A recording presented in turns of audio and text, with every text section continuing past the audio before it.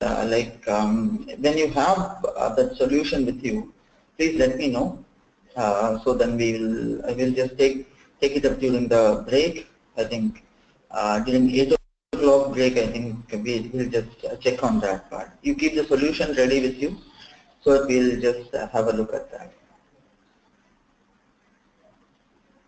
So the file, whatever you had, I will make you as a presenter, and we'll just check that out.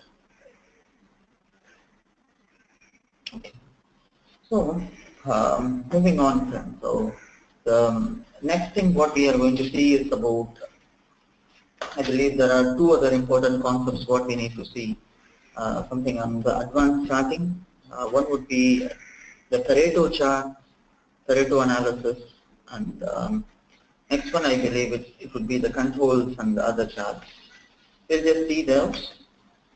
Okay, so till the last class we have seen about the waterfall chart. Friends, I'm audible to you all, right?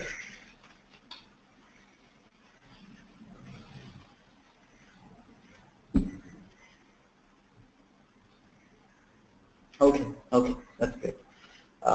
Fine. So we'll just see now like what is the next chart type. Let us get loaded. So did you all try your assignments there? Whatever was there, were you trying that out? Because this class would get over by tomorrow, and after that would be your project assignment status. So basically, once you start doing your project, then it would be like 2 weeks time for you all to do. So you won't have much time to revise the other concepts. So that's why I'm saying please go through the assignments well, friends. So,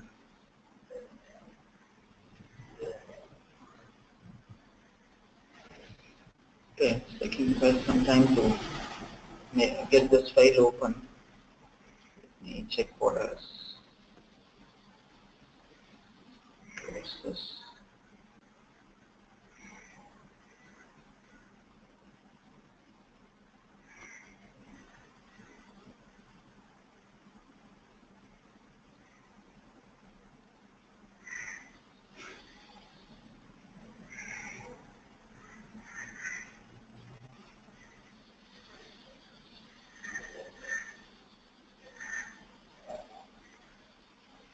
Okay, until this gets opened, I'll just open Tableau and keep things ready. So friends, we are going to connect with the sample superstore dataset here. Good morning, Manikandan. Very good morning.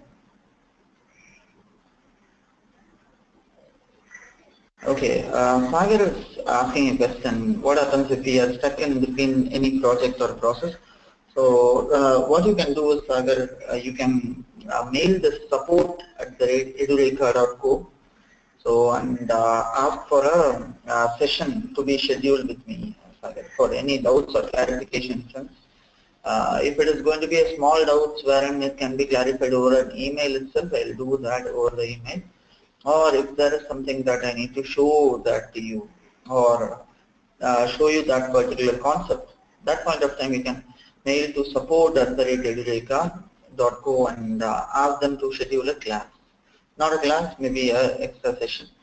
So based on my availability, they will be scheduling a class. Then we both can connect and we'll just see what are the issues that you are facing. That should be fine, right?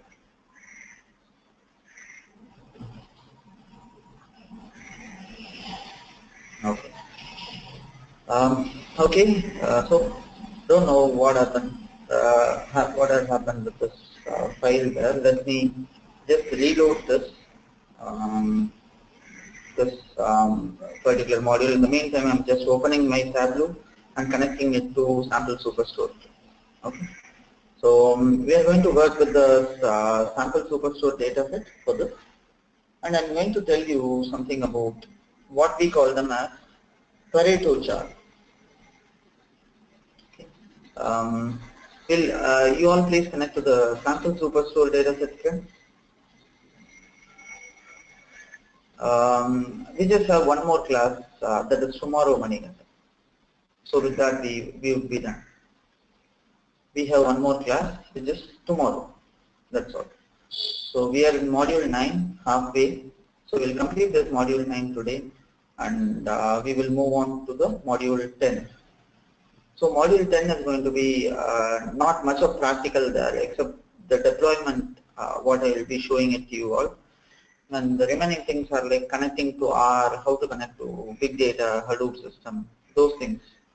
So other things should not take us much time, so we should be done by tomorrow.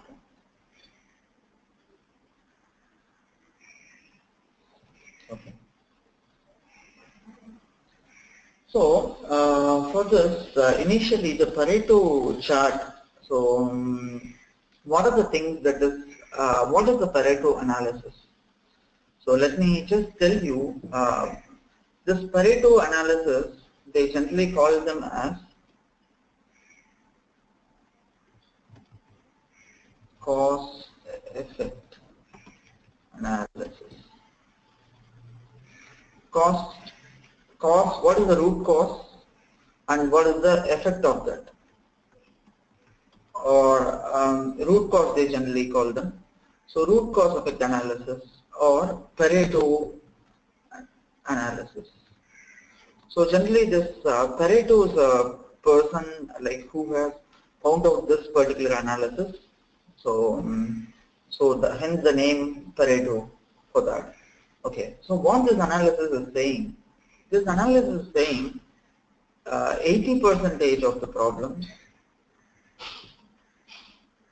have the root cause of 20%. So 20% items, in other words, or in other words, I can just 80% of the problems, 80% of problems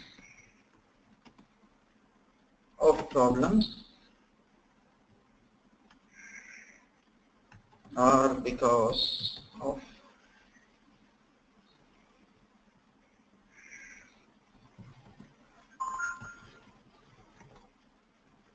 okay. So what this means, in general life or in your project also you can apply this. The problem may be really big there. So it might be a very big issue there which is blown up. But what would be the root cause of that issue? If you are finding it out, it would be just a small mistake that we have committed there.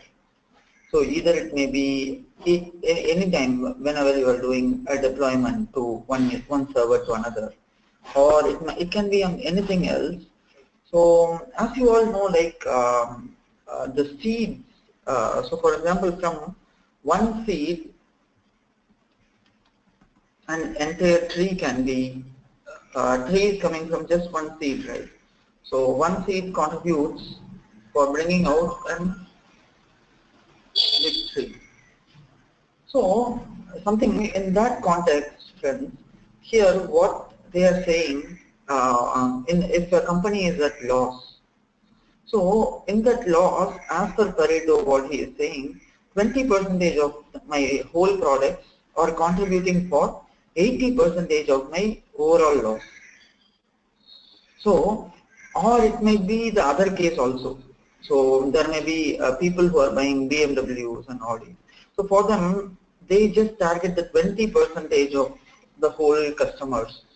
In a real-time business scenario, if you see, the big car manufacturers, such as BMWs or Audi, the luxury version of that, they just target the 20% of the people.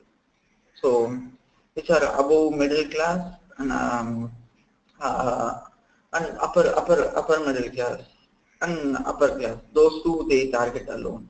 So if you see, they are just 20% of the whole population, and the remaining 80% or less. So basically, they are just targeting 20% in order to make their overall profit of 80% of the profit has been coming just from the 20% of the people who are purchasing BMWs or Audi.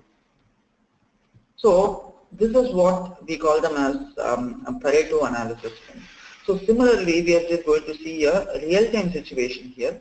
So what are the items that are contributing for greater profits. So in the same lines, what example we will do is, we will take 20%, we will see the products, customers. So what percentage of our customers are contributing for overall profit? What percentage of our customers are contributing for overall higher profit? We'll see that.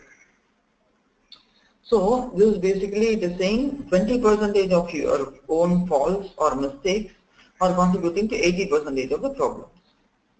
So that's what this Pareto analysis is saying. Are you all clear with this concept of Pareto analysis? Any questions here, friends? Please talk.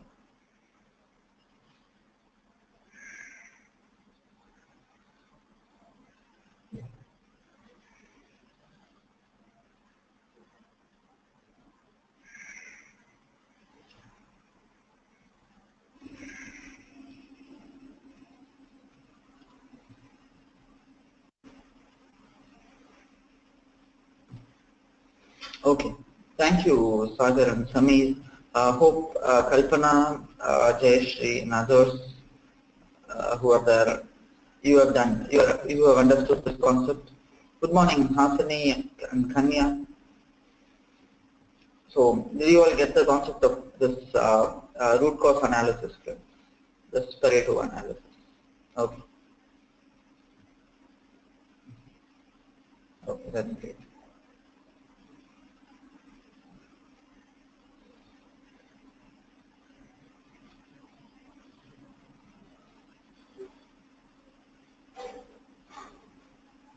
Okay, that's great. So now what we will do, we will see a real-time example on how to do that using Tableau, how to bring out that. I'll just show that to you. Here there are a couple of table calculations that we are supposed to use. Okay. Sorry, I think I just clicked on join the class. Friends, you are all able to see my screen, right? Okay. So I'm just trying to open that particular module 9 there, which is not getting open for some reason. I don't know what was there. Do I need to clear the browser cache or something? Somehow it's not getting open. Let me just try this thing. It's not opening. I might have to do something. Okay. So in this case, friends, what we will do is we will take the profits and we'll take the customer names from our sample superstore. So I wanted to see now what percentage of my customers are contributing for maximum amount of profit. Okay. So what percentage of my customers are going to contribute for over my overall profit? So that is going to be my understanding here. Okay. So for this, what I'm doing is, friends, I'll just take my profit measure and just adding my profits. Okay. So I'll first add my profits. And in my rows, I'm just adding my profits. And in my dimensions, let me add my customer names. So if you see in my dimensions, I'm just adding my customer names. Okay. So now what happens? It gives me my individual customers based on their profits. I'm just ordering this item in a ascending or in a descending order. Profitability. I'm just adding this in ascending order, friends. See here, I'm having many customer names that is coming over here, and as I move on and on and on, so you see that my profit is increasing as I move on and on. Okay, I just added customer names in my dimensions, and these are like lowest customers, whatever this shows. So what are we going to see in this chart? So we are basically going to understand how many customers are contributing to what percentage of profit. So in order to do that, friends, I need something special here. So running total of profit, I'm saying, I'm just wanting the profit to be, so this is how my profit goes. these are my top customers who are contributing to my highest number of profits. I would like to know who are all, so how many of these customers are contributing to my highest profits. So for that, what I'm doing is, friends, so here our assumption is, as per Pareto, 80% of the profit is going to be generated by 20% of the customers. Okay, so that is going to be our assumption here. So what is our assumption, friends, for this example? It's 80% of profits are going to be contributed by 20% customers. Okay, 80% of the profits are going to be contributed by 20% of the customers. So this is what my golden rule of Pareto is. Okay, we'll just keep this in mind. Okay, and based on this, we have to design our system. Okay, so how are we going to do that? So I'm just going to change this view here, friends, to entire view. Okay, I'm just going to change it to an entire view, and as soon as I change it, can you see here, like entire things, my bars are no more appearing there. I just went here, changed my view to entire view. Instead of the standard view, I just clicked on the entire view and I get this kind of chart there. Okay. So after doing that, what I'm doing, so I need here what I need here. So I would like to know what percentage of my customers contributed to what is my overall profit. So for that, I'm going to use a table calculation here called, I'm just renaming the sheet first. Let me have this renaming.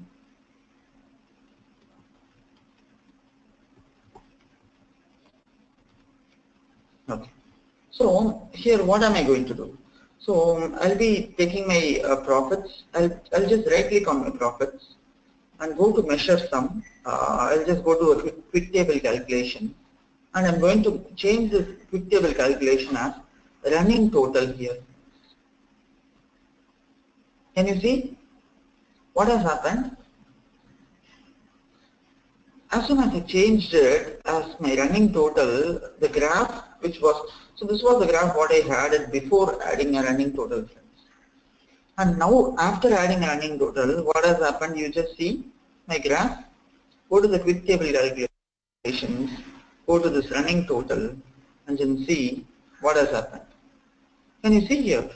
All my customer names are appearing, and there are at certain point of time, my profit is going up like this. Till one point of time, my profit is growing, and after certain point of time, the growth is stable, and then slowly my profit is decreasing. Can you see that? Friends, till one point here, my profit is growing on and on and on and on. Can you see this? Till this point, I assume that my profit is growing. And after it has grown to the max, maybe this might be my maximum point. After this, my profit is steadily declining. Are you able to observe this, friends? Are you all with me? I just changed the sum of profit to percentage of running total there.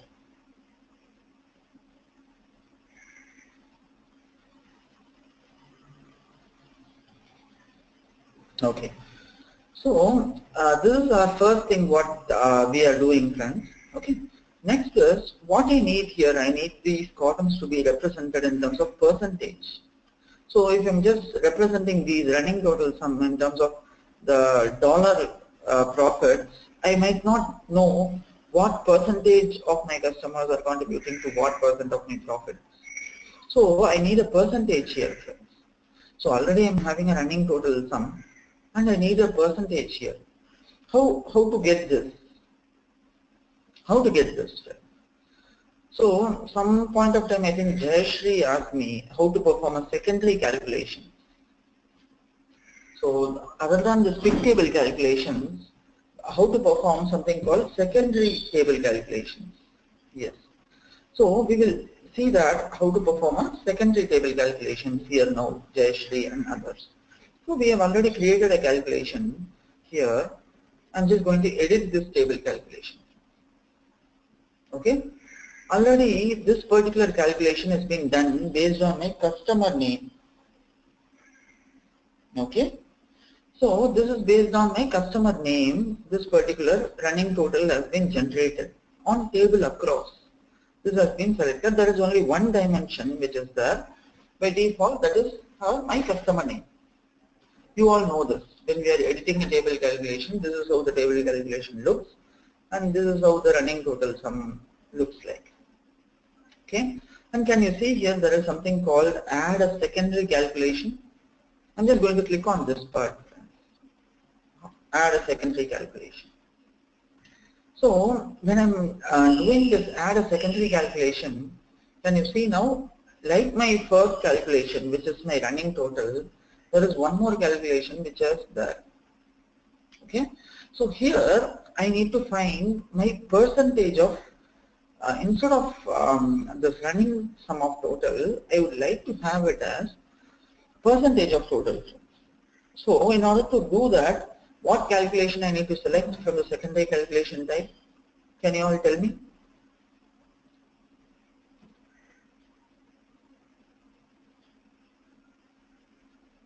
So from here, what I need to choose, friends?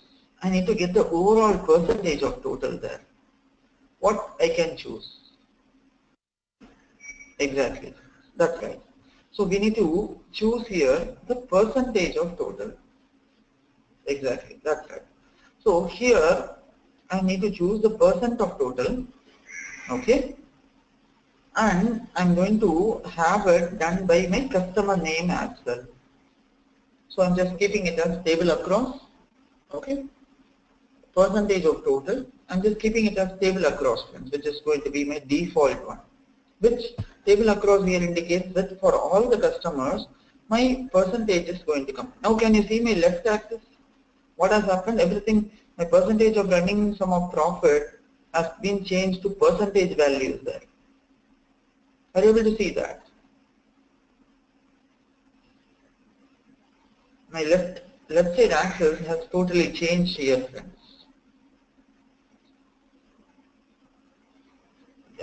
Okay, can we use specific dimensions as well? Yeah, Jayashri, we can use specific dimensions also, but we don't have any other dimension for this particular graph other than my customer name. So we will be using customer name only. That's why we are using the customer name.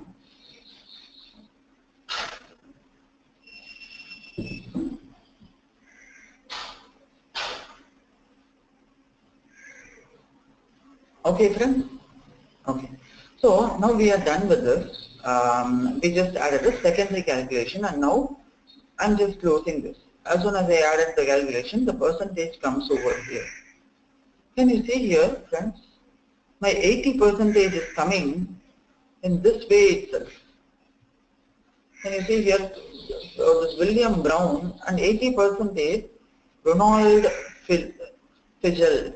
For this particular part alone, I'm able to see that 80% of my overall sales had come over.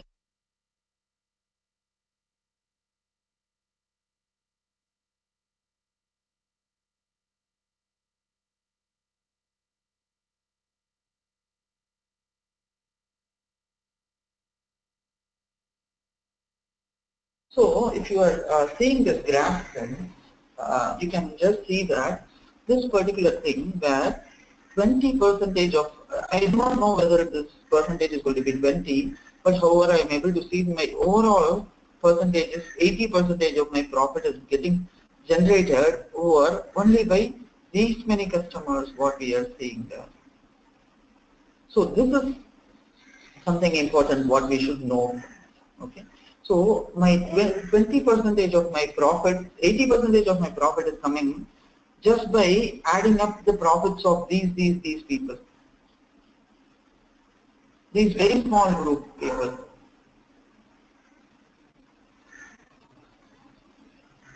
Okay. So is the total percentage going to be more than 100%? So there might be the overall profit is going, since it's the profit percentage, it is going around like 120 percentage also. It's 120, 125. So that is the max percentage of profit what we are seeing over here. So that's why we see around like it's going more than 100%. Since it's going to be the overall percentage of profit there, so there may be 100% profit, 200% profit also. So it depends on the sales what we are making, right? So profit can go above 100% also. 120% profit, 200% profit. So that's why we are able to see like the profit percentage here moving above like 124, 129, and then it's coming down as a whole. So profits can go above 100% also.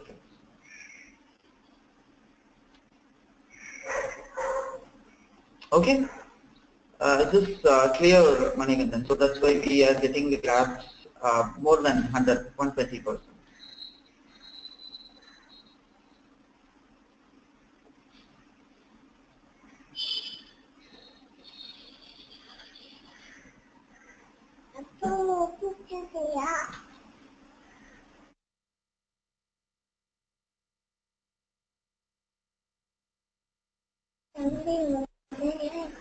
Okay, so here Pareto chart, what we are going to find is Manikandan.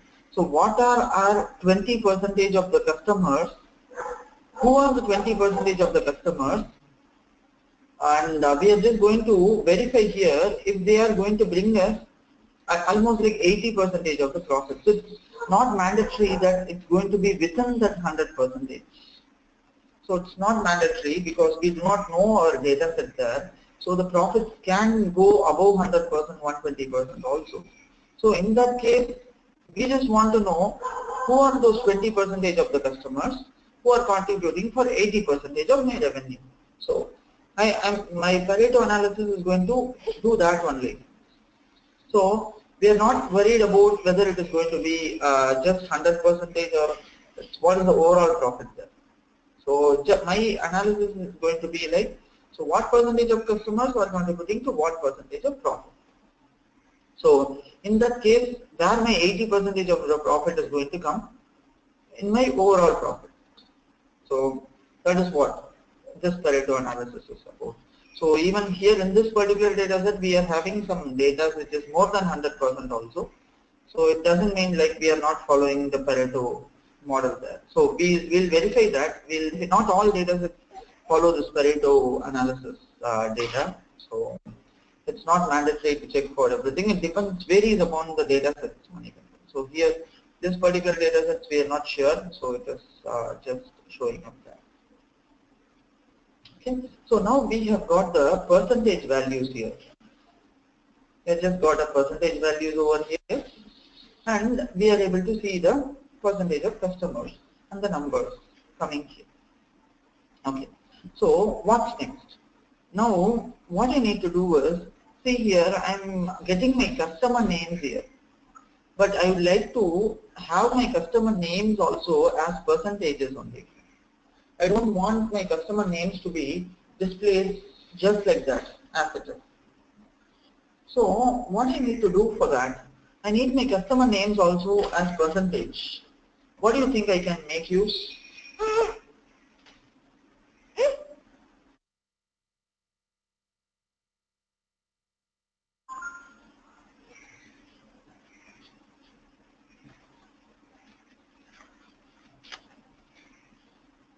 Exactly, Sagar. So this analysis is just to know the break-even point of that.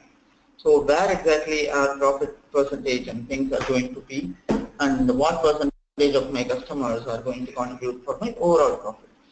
So that is where exactly I'll be using this analysis for. So my next question here is, friends, it's for you. Like you let me know how to change the customer names, whatever which is coming over here, into percentages. I'm just getting the names of my customers directly here. I need to convert this to percentages. How I can do that?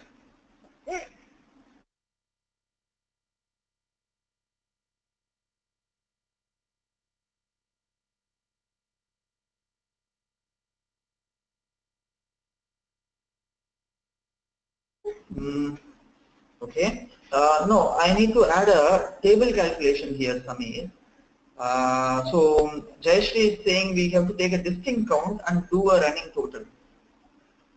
Are you all accepting that, friends? We need to take a distinct count and we need to find the running total, or how are we going to get this? What do you think? How to make this also as percentage, friends?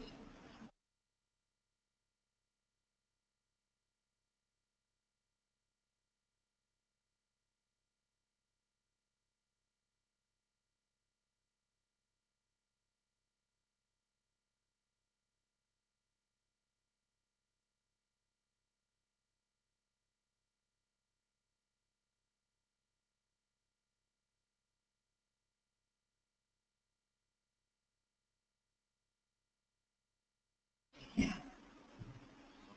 Okay. So here, edit the table calculation, and Kalpana is also saying the same. So the secondary calculation as percentage of total to customer sort process. Okay, customer specific dimension. Okay, friends. Here, let's just take that out, and so now what we will do is we are just going to convert this also as percentage. Okay. So before converting that as percentage, I need to perform a calculation there. Okay. So what is the calculation that I need to perform? I'm just going to introduce you to something called as a different type of calculations, which is very similar to our normal calculations only.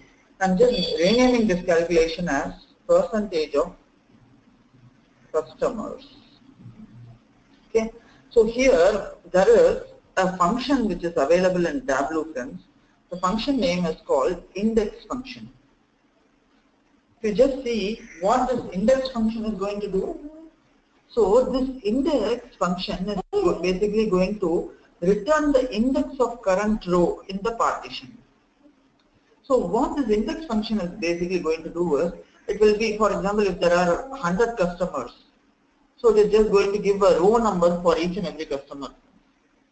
So it's just going to give me a row number for each and every individual customers. So what's next? So after I'm getting this row number, I also have a function called size here. So what I'm doing here basically, for example, if there are 10 customers in total, so I'm just having those numbers here: 1, 2, 3, 4, 5, 6, 7, 8, 9, and 10. So you have 10 customers names which is available here, and we assume that each and every number is the customer name here. Okay, so I have totally 10 customers. What this index is going to say, if I'm there in my first customer name, it is just going to give me a row number of that. It's going to be 1. And what my size is going to say, it is going to tell me the overall size of this numbers from 1 to 10. It's going to be 10. So what would be my result here? It would be 0.1, right? So my result for this would be 0.1. For 2 it will be 0.2. So for the second row it will be 2 by 10, which would be 0.5. 0.05. Sorry, that's 2 divided by 10, which is 1 by 5, which is 0.25. Correct? So 1 by 5 is not 0.25, even if it's less than that. Okay. So I'm just not giving the exact calculation for now. So 1 by 5 would be like 0.2, near to 0.2, 0.3, like that. Yeah, correct. That's right. So similarly, friends, it would be 2 by 10 and 3 by 10. It would be 0.1, 0.2, 0.3. Like that, these numbers would go on and on and on. So 2 divided by 10, it would be 0.2, 0.2, like 0.3. And likewise, the number goes on and on. So when I'm basically doing this, friends, this is the same calculation what I have added it there also. I'm saying instead of taking my customer names, you take the index of my customers, and based on that you give me the size. So this is what I'm doing here, friends. So basically I have taken the index that is going to be the current row of that customer, and I'm going to take the overall size of that customer. So these two are the things what I'm doing there. Okay, so are you all clear with this calculation, friends?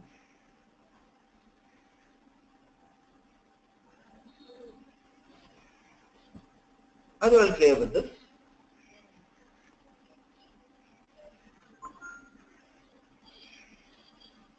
Okay, so it's clear, everyone. Kanya, Jayashri is clear, I believe.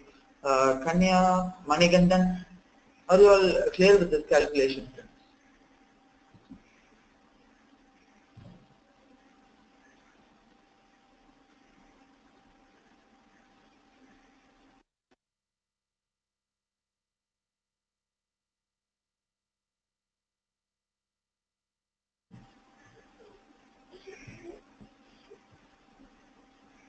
Okay, sure. I'll just explain the index part again, friends.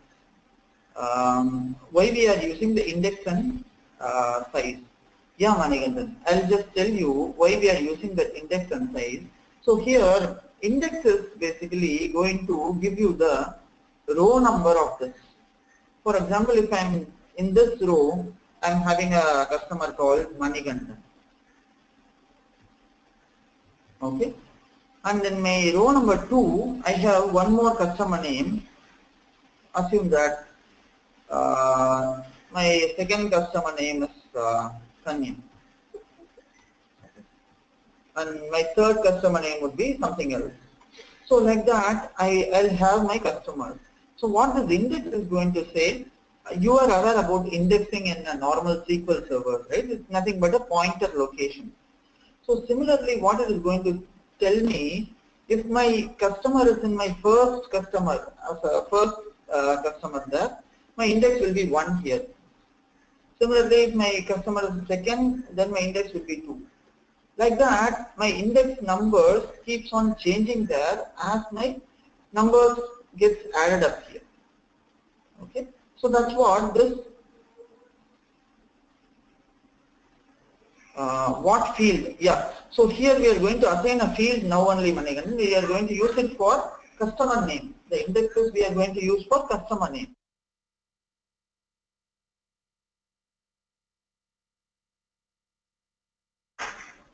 So the index, whatever we are seeing here, we are just going to make use of this index for a customer name field. Okay. Yes, exactly. This calculation has to be created for customer name. I'll tell you how to make that calculation to assign it to customer name. So what we are doing, this index is getting generated, and displaying the size is basically going to determine the overall size of this particular data set. So index would be 1 and overall size is 10. So 1 divided by 10 would be 0.1.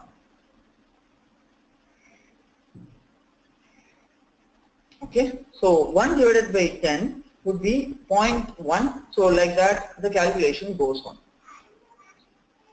So this is what the index calculation is going to tell us.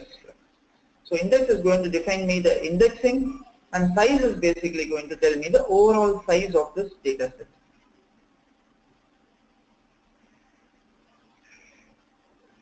So now are you getting me what this is going to do?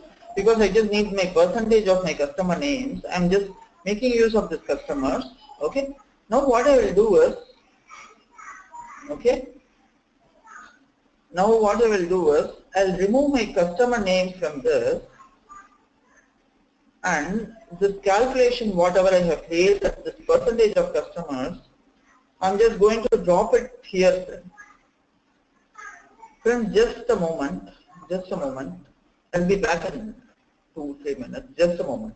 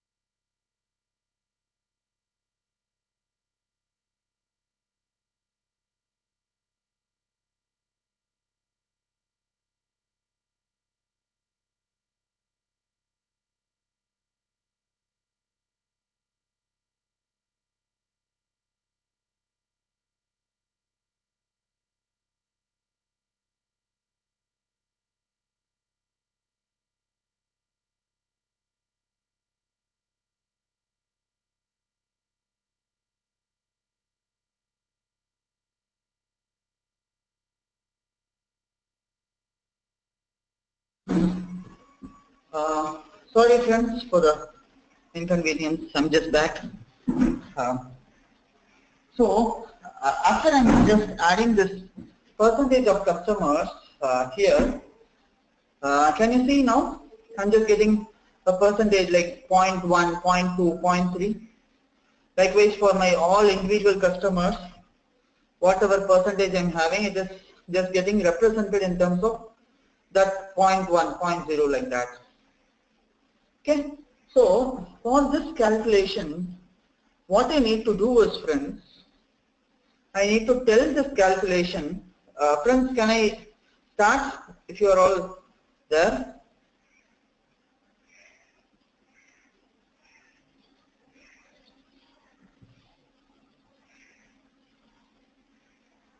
Okay, so now till now if you see, this is what we have got it, and after I'm just adding this percentage of customers calculation, what are things that we got over here, I'm just right clicking here, friends. I'm just going to edit this table calculation.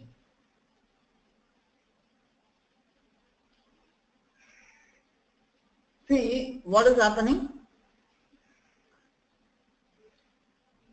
and there is, when I'm editing this table calculation, there is something called compute using, which comes over there.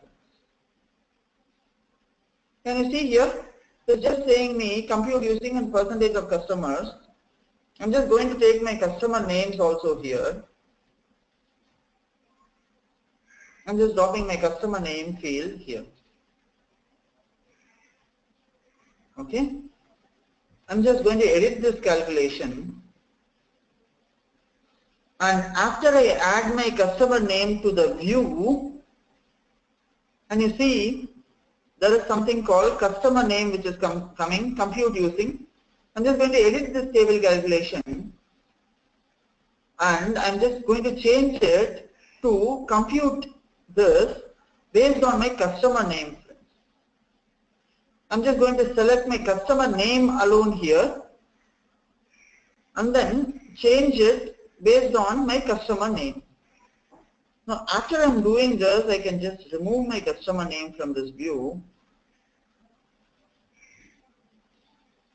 See now what happens, if I'm removing my customer name from this view, it is throwing an error for me. So I will not show my customer name, instead I will just drop my customer name in my detail shelf.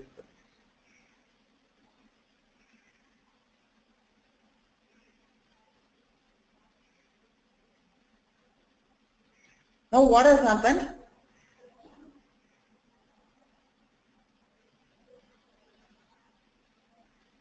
Now basically my percentage of customers have come, and my mark type has been changed now, friends.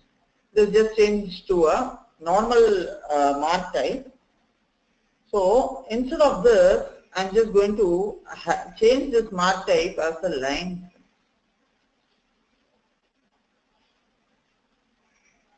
Okay, I'm just going to change this mark type as a line, or maybe to some other mark type there.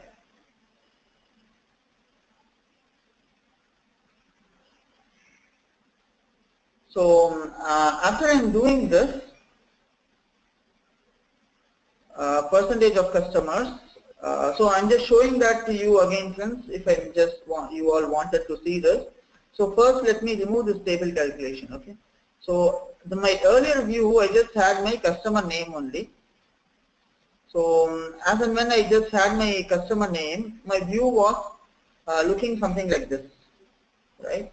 So my earlier view was something like this.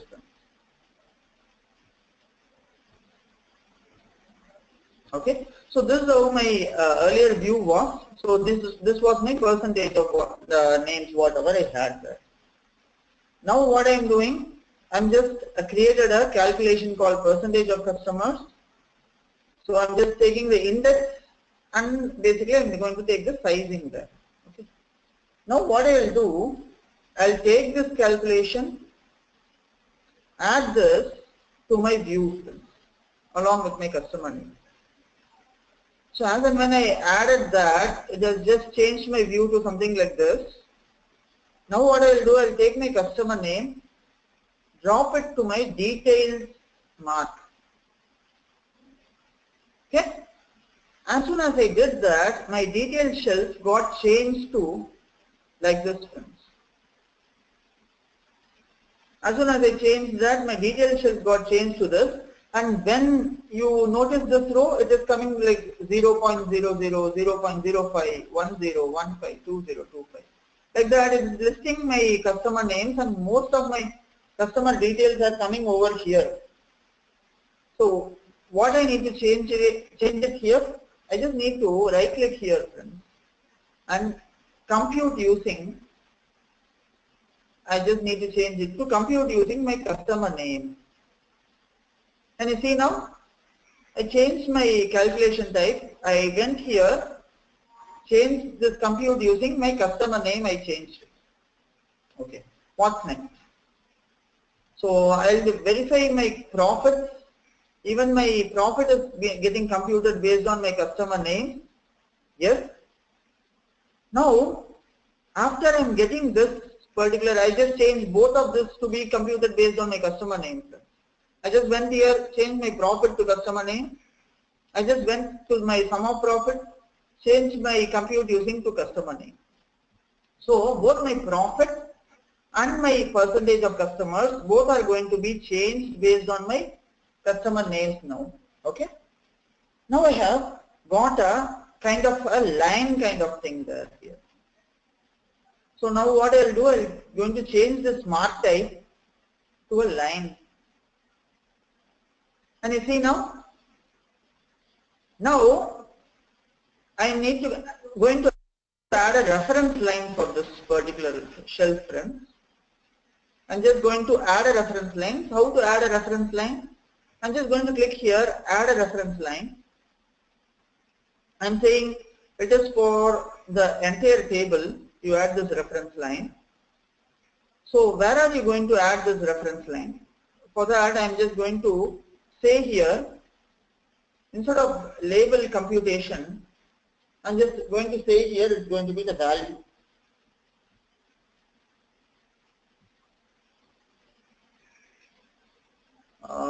So here in this label, so the line type I'm going to make it as per pane here, okay, and then I'm just going to make the value is going to be constant here. So instead of having any values, I'll just have this particular thing as a constant here. So after I give my constant over this, I just need to add at 80%. So 0.80 I need to add a reference line. So I'm just mentioning this again here. And I need my reference lines as a dotted lines there. So I'm just having that, and maybe I can just have my color of my reference line in a red color or something. I'm just going to click on OK. So this reference line, whatever I added, is for this 80% mark, friends. And here also, here I am not actually getting it in terms of percentage. So how to change it to percentage, friends? So I just need to edit this axis, and there is something called format axis here. So here if you just see the percentage of customers, there is something called format. I just go to this format, and instead of numbers, I'm just going to select as percentage here with 2 decimal places. So see here, I just need to right click here, friends, go to format, and inside the format, I'll be changing it to percentage so that the numbers are appearing as percentage of this. Okay. And what is next? I just need to add a reference line for this also. So I'm just adding a reference line. I'm going to change this reference line as percentage of customers. I'm going to keep that. I'm just going to change it as constant. So what am I going to do here? The 0.20 is going to be my constant value. and I'm just going to have the reference line as this mark, and I'll be having it in a red color. This is going to be my reference line type. Just clicking on OK. So now can you see here, friends, my x-axis and y-axis is basically meeting exactly at this point, which is going to be my 80% and my 20% is exactly meeting at maybe like on not exactly 80%, like 81.2 and like 81.2, and we can just say like it is, yeah, this is my exact number. At 81.6, I think 20 would be mating there with 81.6. So what this graph is saying, it's basically saying my 20.18 customers are basically contributing for my overall 80% of my overall profit. So if I'm going to target these customers only, I'll be getting near to 80%, but this is not on 100% scale, friends. It's on 120% of scale. So for now it is because the profit is going more than 120 also, it's slightly higher. But you can just keep that 80% of your customers are going to contribute for overall like 80% of your revenue is coming from 20% of the customers. So 80% of your profit is coming from 20% of the customers.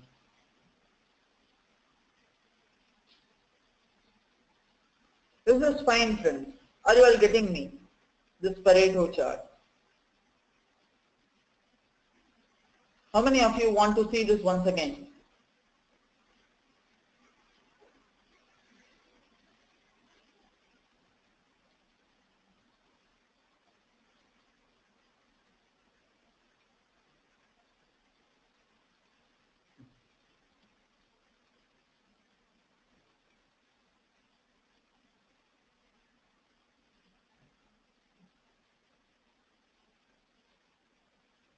Sure. I'll just show that to you once again, friends.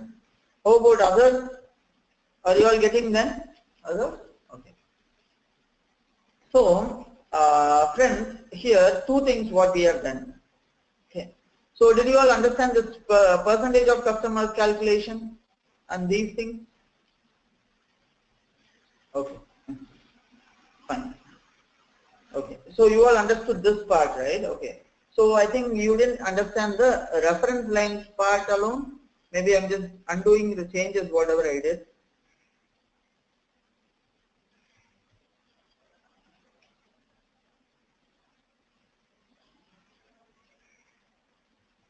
Okay. So this reference lines are nothing but, friends, it's just going to be your normal lines here, whatever you are drawing. I'm just undoing the changes, whatever I did. Okay. I have removed the reference line.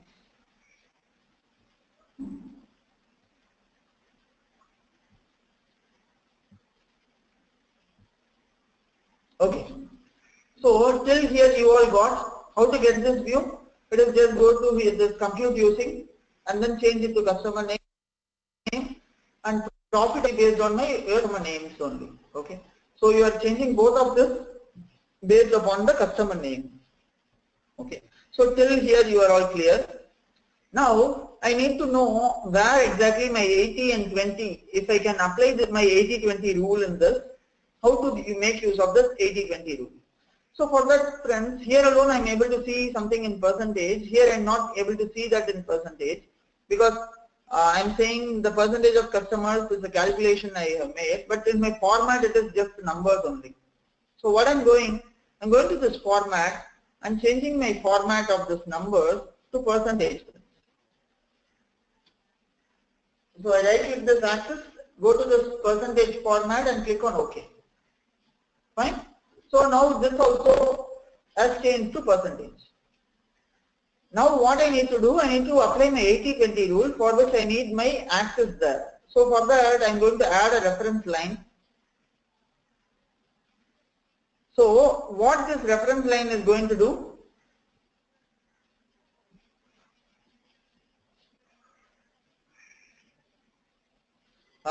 Okay. Yeah, Sagar, slightly you should be getting a different window in Mac system, friends, because of the Tableau software's thing there in Mac. It's slightly different than that of the one what we are seeing it in Windows. So people who are using Mac system, they should be getting a different view there.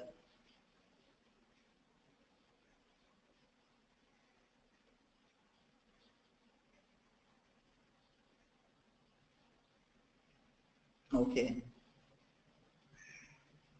Yeah, that's right, Sagar. That's right.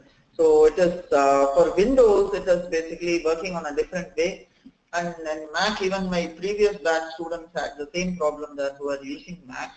It had some compatibility things, and the Windows and things what I am showing would be different for them when they are saying it in Mac. So that issue is there. This is with the software itself, friends. So the one what we are seeing it in Windows would be slightly different there in Mac.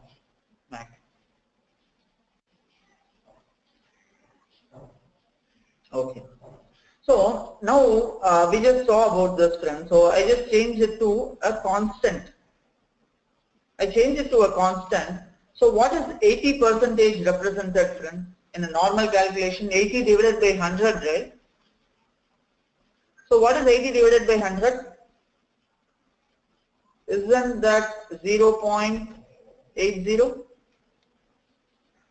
So I wanted my 80%, so I just typed in 0.80 there. And I wanted my line to be as a dotted line. So I changed my line type to dotted line, and I'm changing it to a different color there, orange. Okay. And click on OK. Now exactly at 80%, a line comes here. Exactly it meets over here this point. Okay. And there is something called, similarly I'm going to add a reference lines for this also. Add a reference line.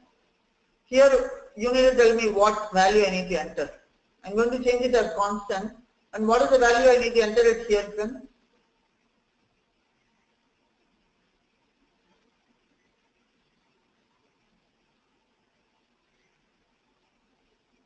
Exactly. It is 0.20. That's right. It is going to be 0.20 here. That is going to be the constant value that I will be entering it here. And that is going to be something like a dotted line like this. I'm going to click on OK. And as soon as I do that, here is my 20%, this is my 80%. So they both are meeting at this exactly here. So maybe I should say at 81.7, I'm getting my 20.5.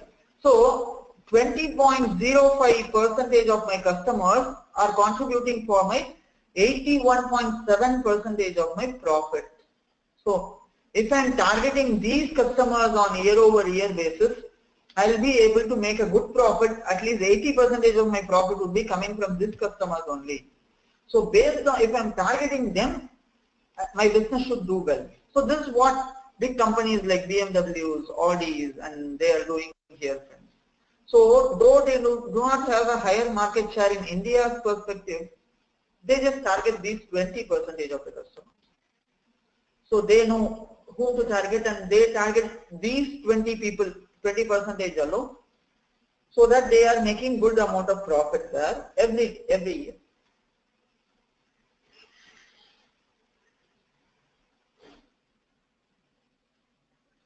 Is this clear, friends, everyone? Is this clear for everyone? So this is what our Pareto analysis is about. Manikandan, is this fine for you? Thank you, Samir and others. Are you getting this, Manikandan?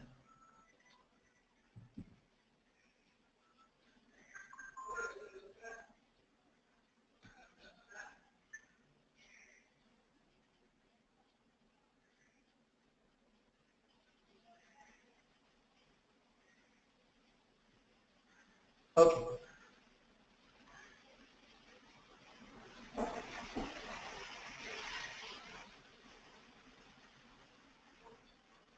Okay, friends. So, as we are done with this, we'll just go and see this presentation part. Why this stuff is not getting open for me? For some reason, I'm not able to open this advanced visualization charts, friends. I don't know what was that. So, I'm not able to open the presentation. So maybe I have to rely on some of your screens to see like what is the next chart that we are going to see. Yeah, actually I don't have a Chrome here. I just have it in IE alone. So I don't have a Chrome browser. So what I would do is I'll try opening it in IE again.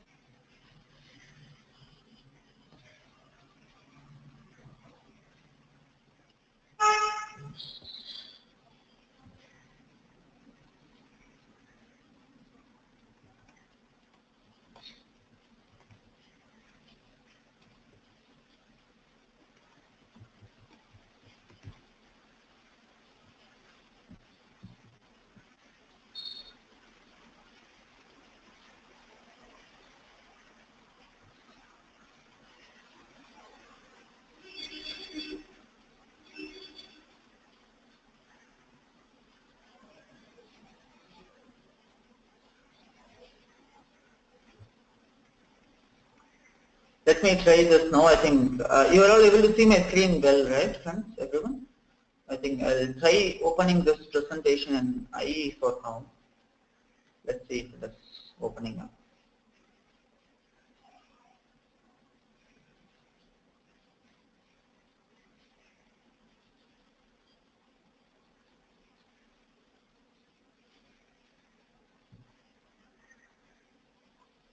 Okay. So this is what is about the Pareto charts, friends. Okay.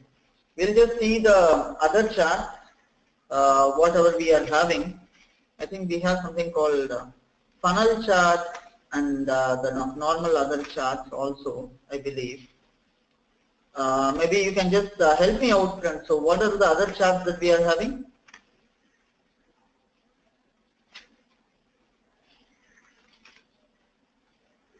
We have seen about the waterfall chart and we see the Pareto chart.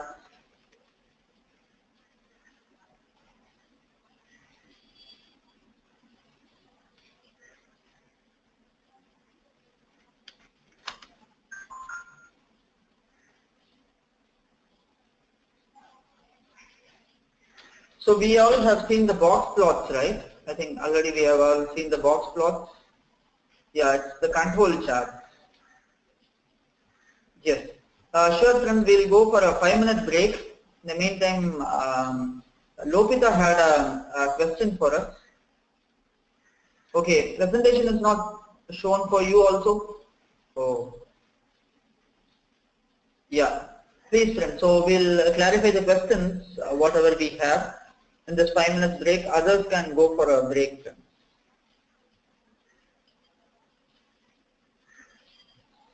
Okay.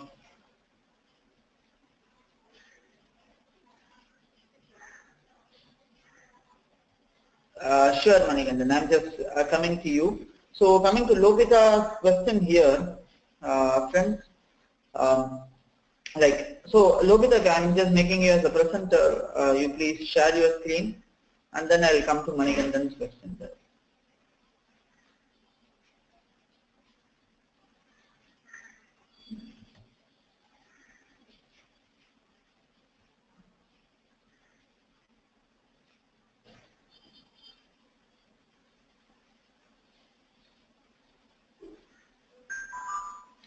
Yeah, no problem. No problem, Manikandan. We'll just verify that.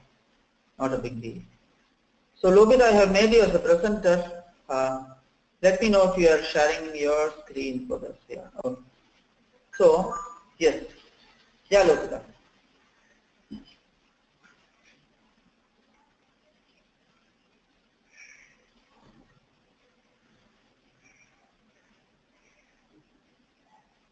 Okay, you are taking your customer name and the profits here. Okay, subcategory, product name and things. Okay. So you have added a filter there by your product name.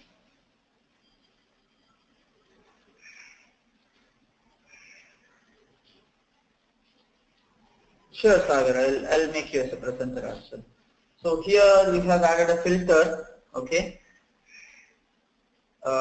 where your profit is greater than 0. Can you just go to your other windows, Lokita, this wildcard and top? Have you selected something from that? Yeah. Edit that filter. Go to this wildcard. Okay. Top filter. None, right? And general. Can you just go to the general? Yeah. Okay.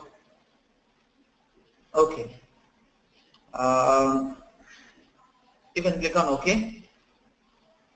So after you are doing that, still your product name are having the negative values there.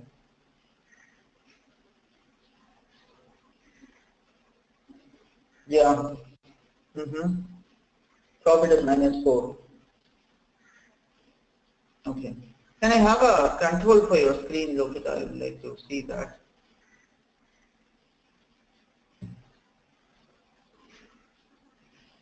Can you share me the control? It is like you just need to pass me the keyboard and mouse control.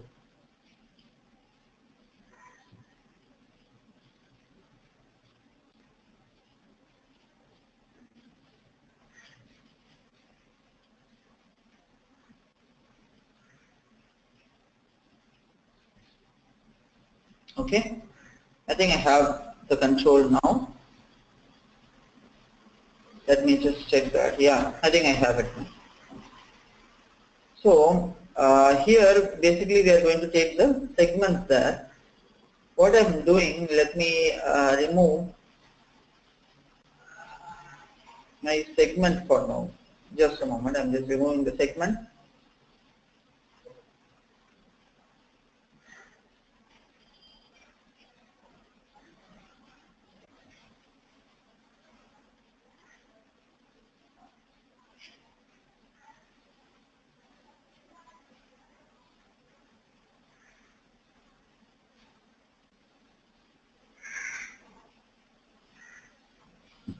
Okay. I just removed the segment now, and I was trying to, so here from the question here, which was asked by Lokita, she is able to see some negative values for those numbers whenever the profits are there. She is able to see some negative values for those profits. Even when adding this filter, it's not working. That's what Lokita had told. I'm just removing the product name from these filters also. Okay. So I'm just going to re-add this product name to my filters.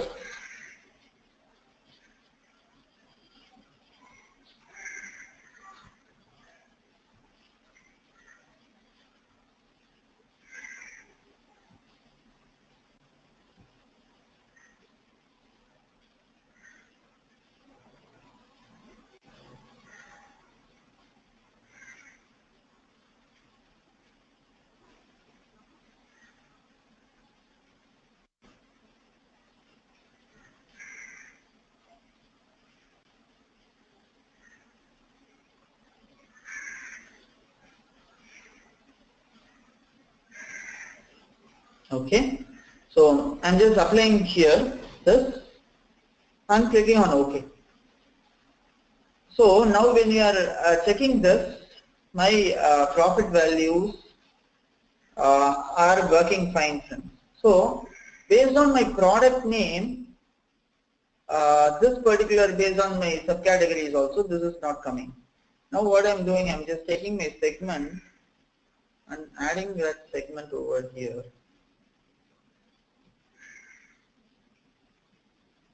Now let's see. So as soon as we add the segment to this, friends, can you see here?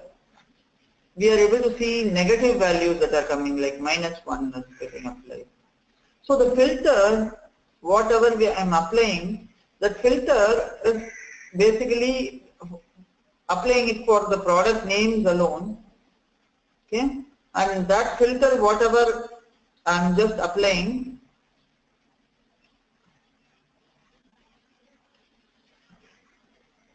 it is just working for product names alone.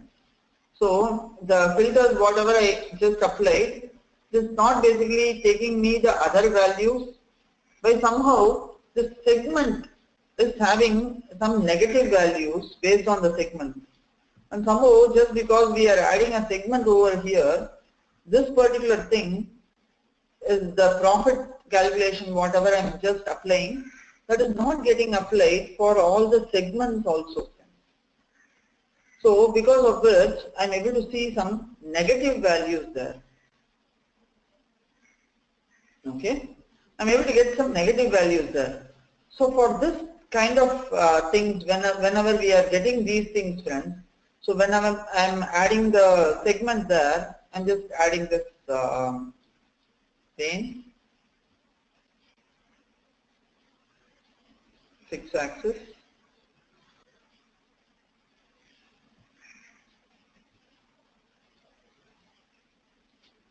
So I am unable to click this. Lobita, can you help me clicking this fixed axis? Double click this. We are not able to click that.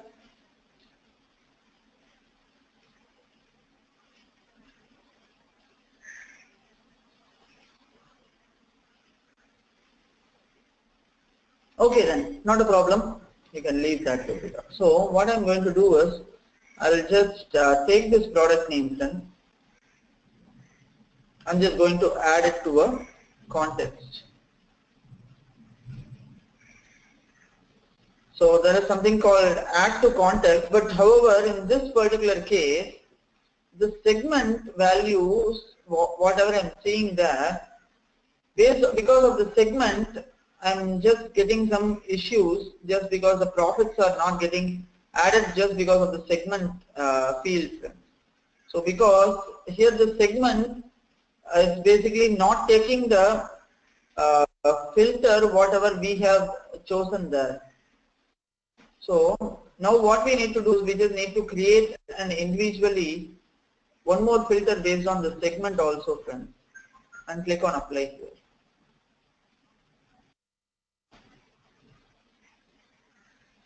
So even after doing that, I'm just seeing some negatives there. So this one seems to be like, okay, I'm just removing the segment from this view for now.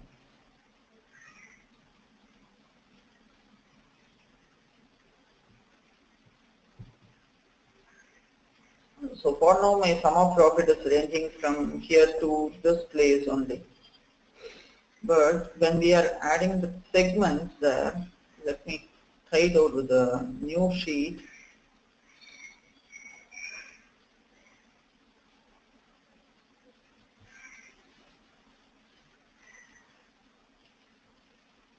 Sum of profit and product names.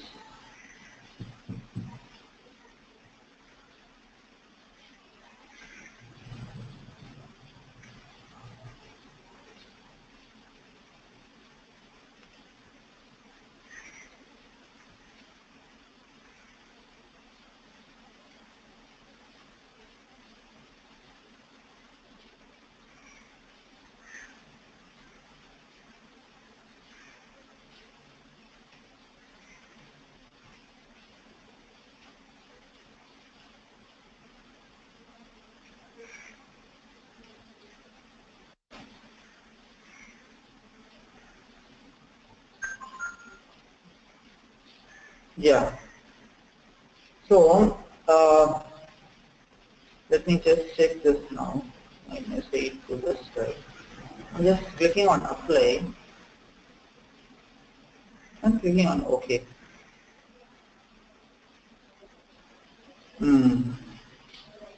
Still, I'm just getting this profit as negative for some of the values.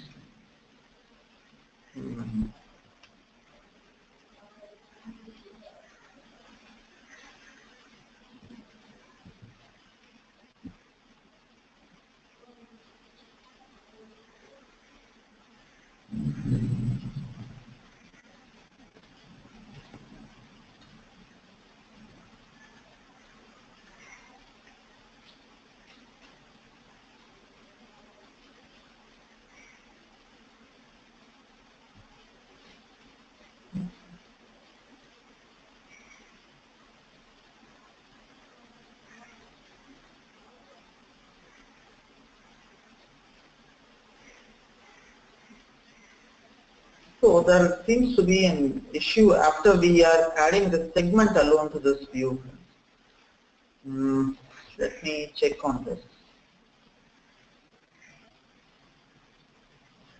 So the filters, whatever we are applying, that is getting overwritten when I'm just changing this view there.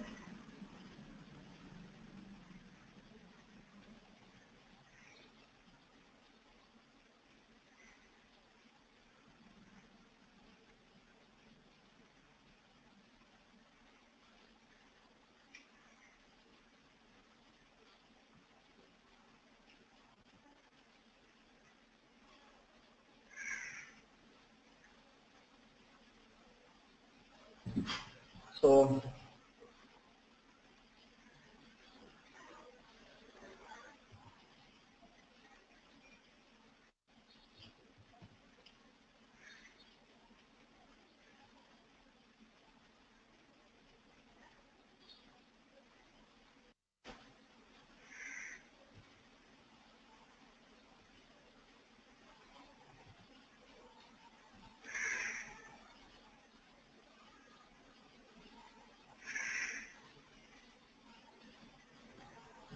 I'm just trying this out, friends, or else I'll get back to you on a solution for this by tomorrow. So calculation, whatever we just created, actually this seems to be strange. I just need to check on this. So after adding a segment alone, why this view is getting altered? It should not actually.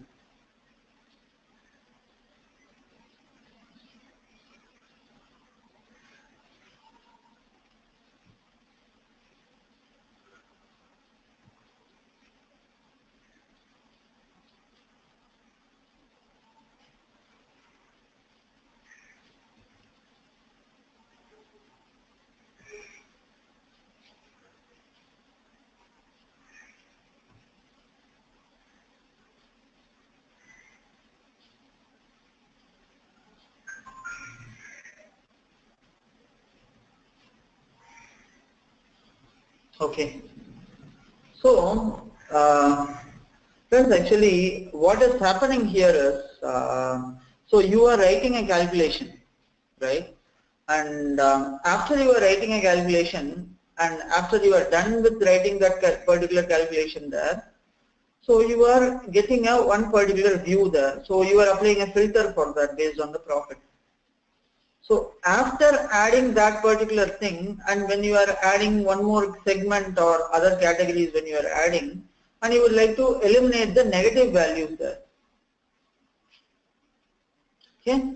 So whenever you wanted to do these kind of operations, friends, whenever you wanted to remove the negative values, what is happening when you are adding one more thing? It's getting overwritten by that particular value. So for example, here the segment is there, and I'm just removing this filter for now.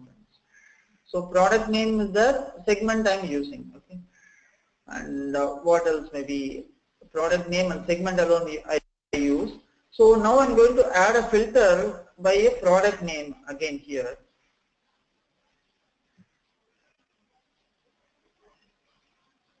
So I'm going to a condition. and I'm going to give a condition by field by sum of profits where my sum of profit is greater than or equal to 0. I'm going to click on apply here and click on OK. See, till now, still I'm just getting some negative values to this profit.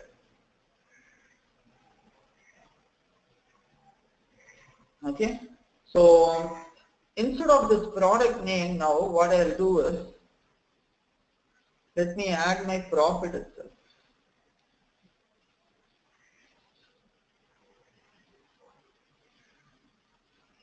So my sum of profit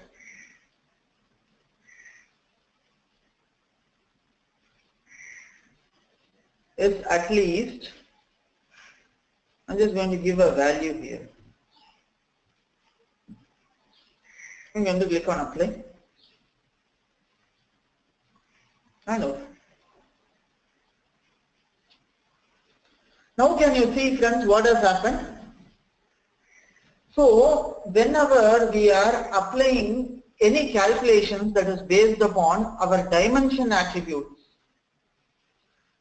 if I am adding more and more dimensions to that view, that value changes. Now can you see if is there any negative values here, Lokita?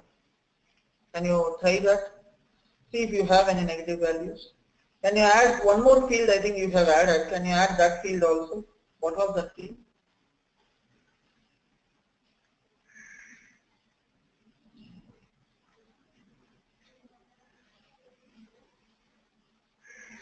Was this the subcategory or something? You just had it in sheet 9.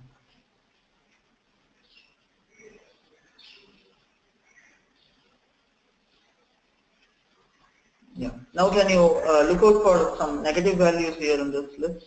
Okay.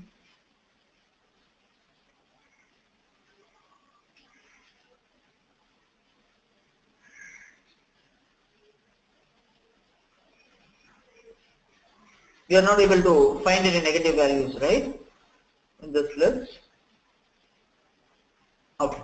So what has happened previously, friends, and what has happened now? So like earlier one, when the segment was added to this particular list there, basically my filters were overwritten by the view. So my filters were overwritten by the view here means what is happening, whatever filters what I am having there, friends, the filters whatever I am creating that, those filters are getting replaced by my view items whatever I was adding. So as and when you add more and more items and the granularities, there may be situations like this, friends. What has happened now? So you should be in a position to understand like, okay, what went wrong now and why things were not working fine. So if you just understand this a bit deeper, this is what is happening. So basically the sum of profit, whatever we were adding it there, that was based on one particular field only. So that sum of profit was applied for that field alone. But next thing when I wanted to do that, I directly drag and drop this profit field there and I just applied there, and you saw now what happened. The negative values, though now if I'm adding other fields also like region or any other thing, my view will not get altered. My view will not get altered as you add more and more fields, more and more products, everything when you are adding, my view will not get altered. Anytime my filter will not get altered. Rather than saying my view will not get altered, that would be a wrong statement. It's just my filters that will not get altered anytime. Are you all getting me, friends? Everyone?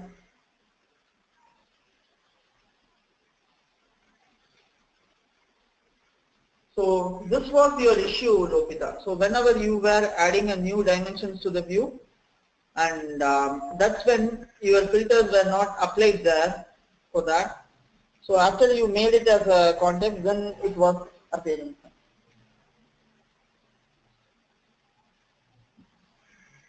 Okay, is this fine, Lokita?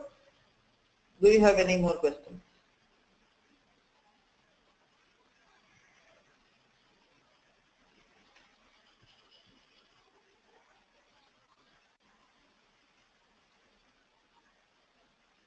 Okay, I'm just taking back my presenter rights and I'll just share the presenter rights to Manikantan there.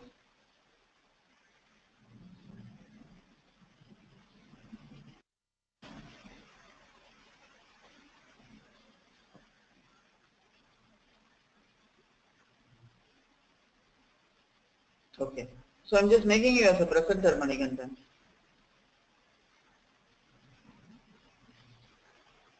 You can share your screen, then I'll make Sagar also.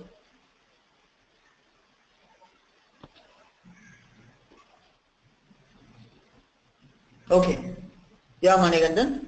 So you were saying that your Pareto charts view was not coming proper, right? Can you also please share me the control there?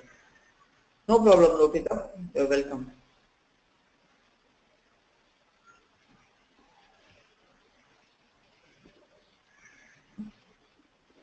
So Manikandan is having an issue with the data. He is not able to get the same graph as we were getting. So there may be two issues. One might be the data set what was using can be different than the one what I'm using. Or I'm just checking that once again. Can you pass me the control, Manikandan?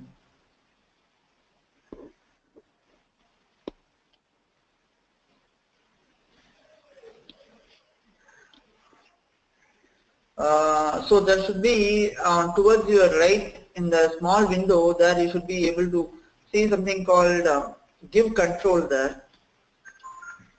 So you can just give, Lopita, how did you give control? To me there was a keyboard, give keyboard and mouse control, right? There was an option for you.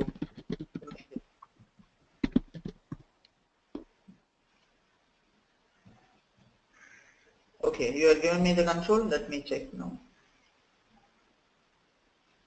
Okay friends, let's see if I have control now to this point. Yeah, I have control. Okay. Okay, so now just checking out this particular thing, the data first. So you are taking the sum of profit, the percentage. Let me just edit the formulas.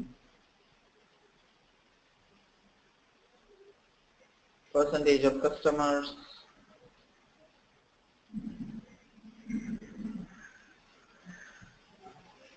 Okay, computed across the table across. So have you changed this view to compute using the customer name? You have changed it. Okay, what is customer name? Because sum of profit, how compute using changed to customer name as well. So seems to be fine, Manikandan. Whatever data what you have changed, and just changing this type to a line. Okay, and we just have a line here, and we have our customer names here.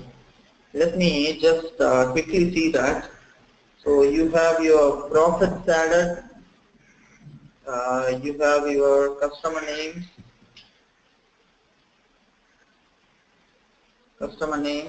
and you have just made it in ascending order. Have you changed it to a enter view? Okay, that is an enter view only. I'm changing it to entire view. So this is what we are getting. Okay, this seems to be fine. I'm adding a calculation for my profit, add a table calculation, and it's going to be percentage of, so what is the first calculation? Is going to be my percentage of running total. So I need to give my running total calculation before I add this. So I'm just going here, going to the quick table calculation, changing it to running total. So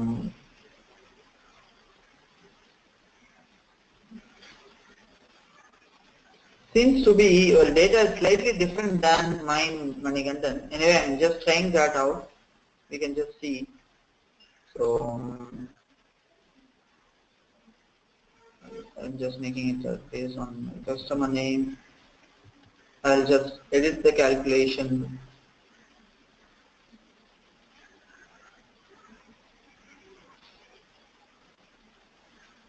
So tax total add a secondary calculation,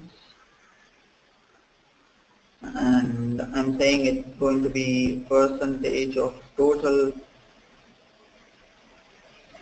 and it's going to be based on your customer name. We just added that here.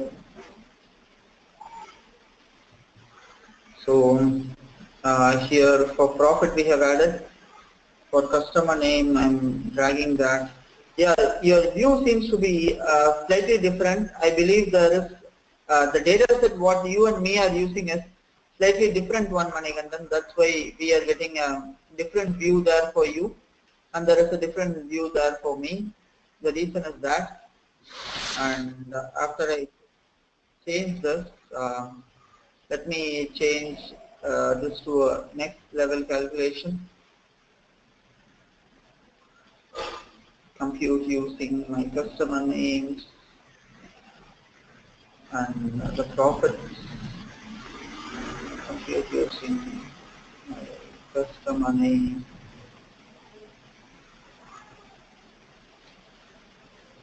and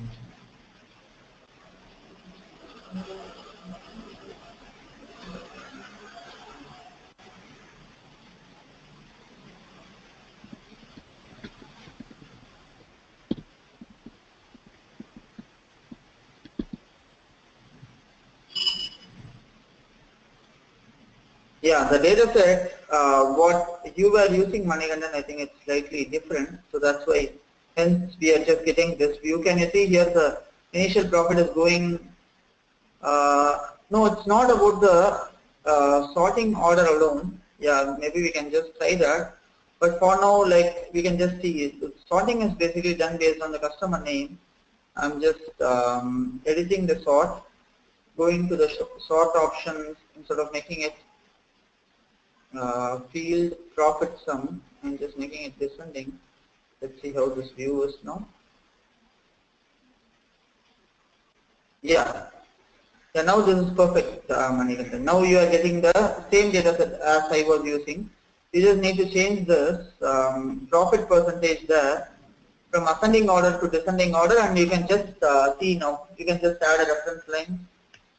You can just see that coming out nicely. So it was with the profit order there, Manikandan. That's right. So it's just because like the order was in a descending order. Seems it was looking like it was a different data set.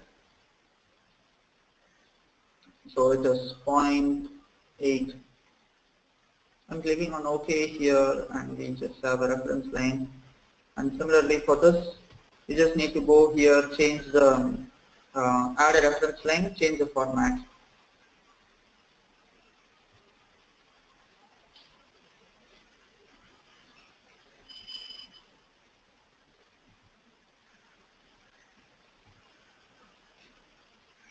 Just need to click on OK, and yeah, here it goes. Just change the format of this.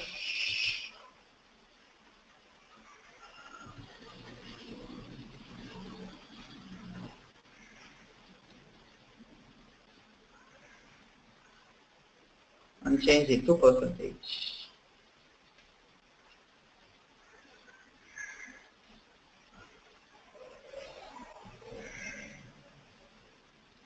So here we go, Manikandan. So this is the graph what you would be having. I think you just can change it in the same order as I did. You just can change the view there and get the same data. Okay? Yeah, you're welcome. So anyone else from Sagar, you had question here? I'm just taking back my presenter, right? Sagar, you wanted to share your screen?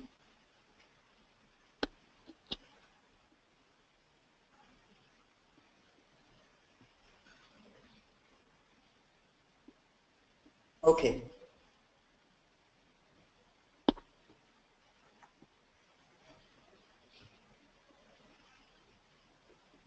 I just made you as a presenter, Sagar. You can just check now.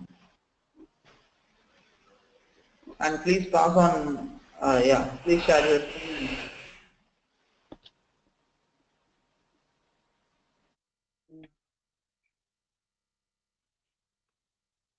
Okay, so you are also getting for the Pareto charts and very similar to the one what Manikandan has done. Okay, you want me to, can you pass me the presenter control for this, Sagar, control?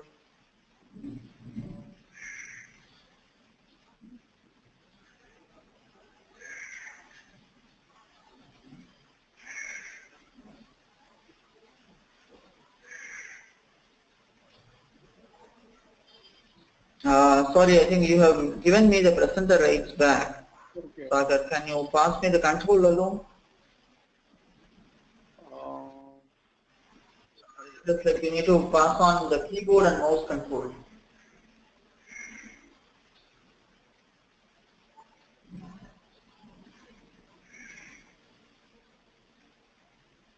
Okay, let me see if I have got the control. No, not yet, Sagar. I haven't got. One moment. Yeah, I think I got it. Yeah, I'm having control of the screen. See, for this, Sagar, I'm just taking a new sheet. What we need to do is the sequence has to be followed the same way, friends. So, what we are doing, we are just going to take the customer name first. Customer name, and we are going to take the profit.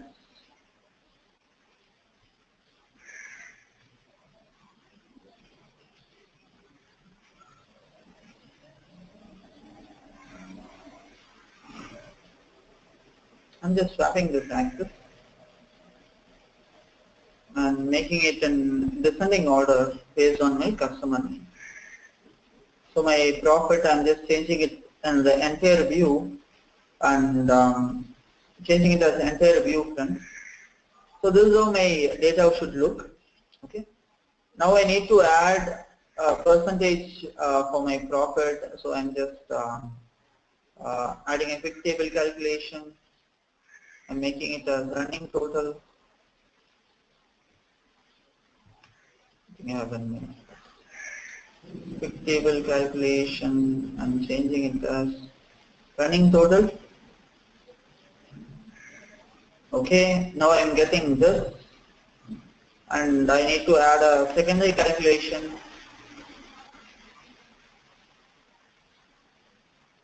I just need to click on this edit table calculation, add a secondary calculation, and it's going to be on customer name. So I just chose that customer name to be my dimension there, and I'm clicking on OK.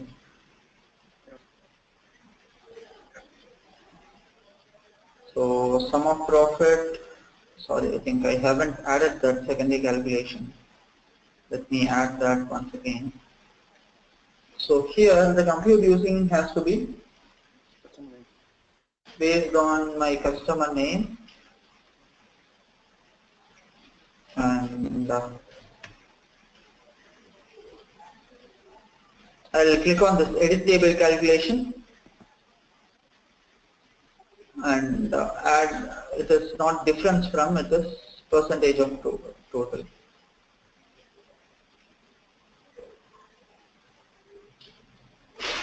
Okay, so now we get this visual there, and we get something like this as percentage. The same thing you just need to do it for this also based on the customer name. You just take this customer name field, drop it in your detailed shelf, and then take the percentage of customers, drop it from here to your columns. And after you do that, change the compute using option and change it to customer name level, and you will be getting something like this. Change the mark type to line and then you can just make a format changes here.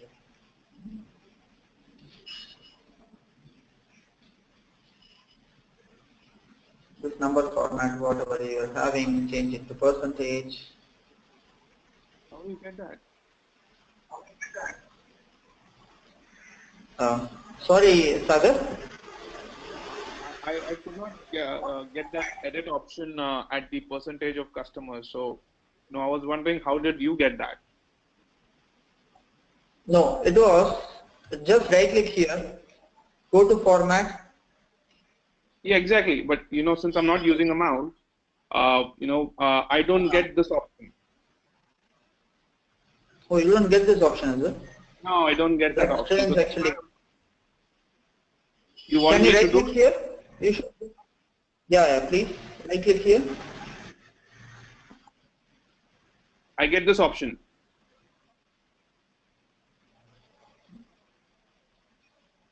Okay, edit access. You just get this. Click on cancel. Sorry? One moment, Sagar. Just a minute. Click on cancel here. Are you not? Are you doing a right click, or maybe in your Mac is that a different click there? I think the issue is with the click. I'm just using the trackpad. Okay. I'm not using a mouse out here. So maybe Okay. because Can you use your mouse? Yeah. So I'm using my mouse and I can see this option there, format, which comes there. Okay. Here is where you need to change that percentage. Right. So basically, in a nutshell, I'll need to start using a mouse, in Tableau more often. Correct. Right. That's right. Okay. Yeah, that's it. Because your OS version is something different, right? So that's the reason why you have to. Right. Fair enough. I got this. Okay. Yeah. Thanks. Okay. So I'm back the presenter, right, Sagar? Thank you.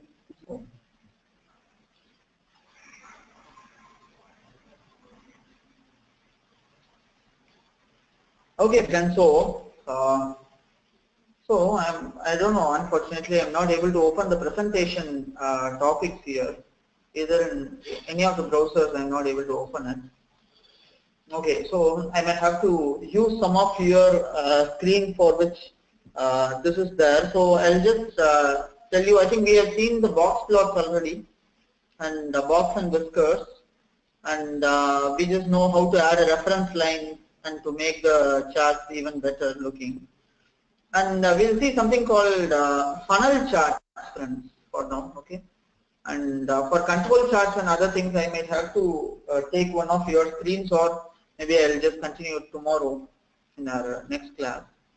Okay, we'll take something called funnel charts, and how to create those funnel charts we'll just see now.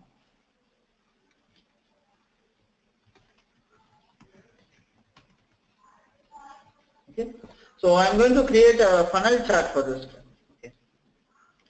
So here there are various phases of sales.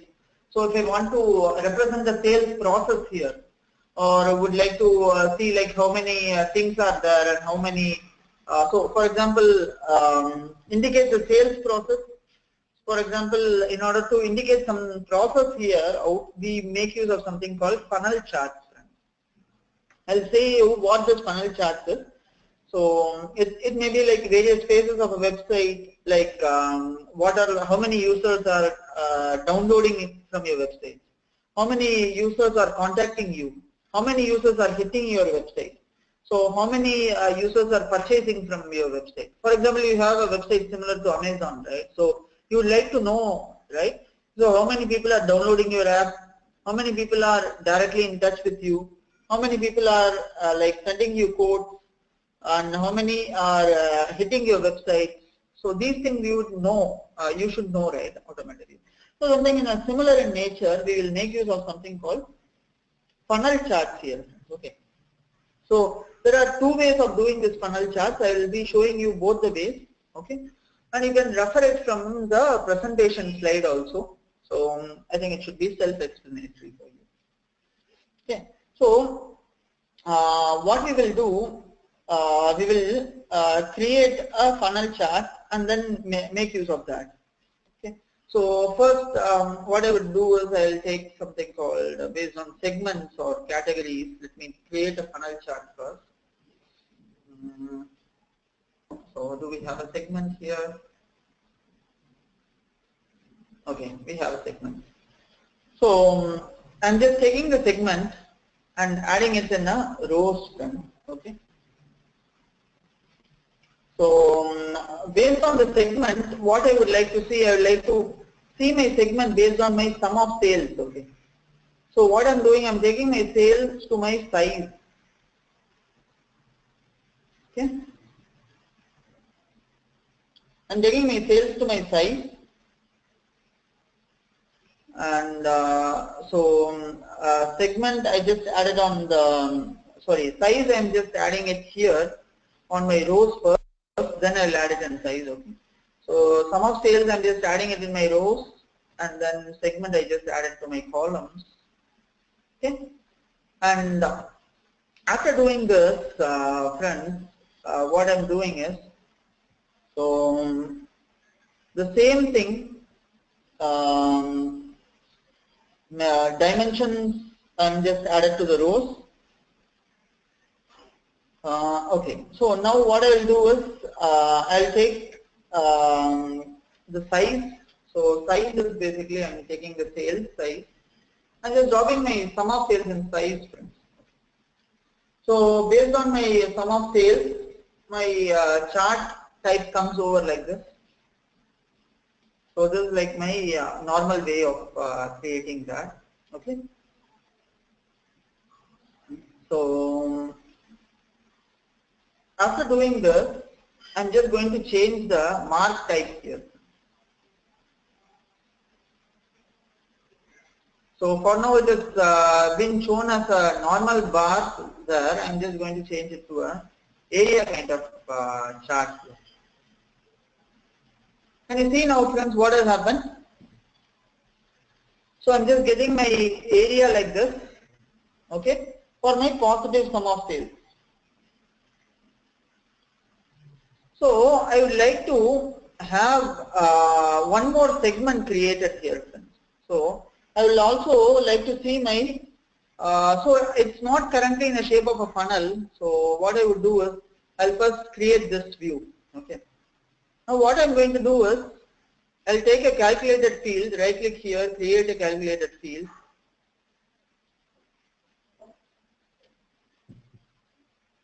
So I'm going to say like negative sales. I'm just creating something called negative sales.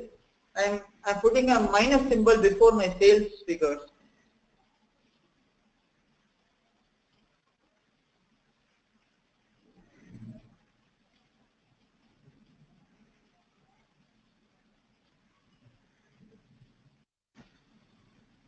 Okay. So I have just created this field called negative sum of sales. And this negative sales, whatever I have created, friends, I'll just take this. I'm just going to add it maybe here. Or what I would do is I'm just adding it next to next.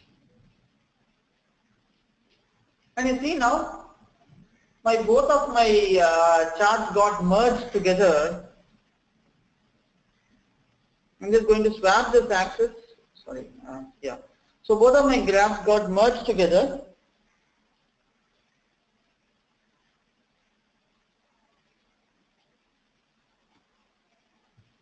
So this is basically going to tell me based on my various segments here, friends. So I'm just enabling the text for my segments there.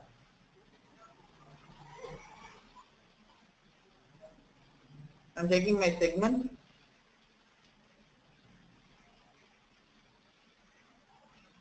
I'm just dropping it in the textual table.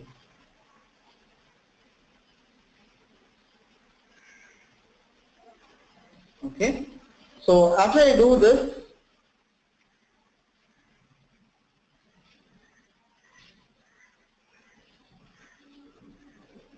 so if you see this chart here, friends, I'm just making it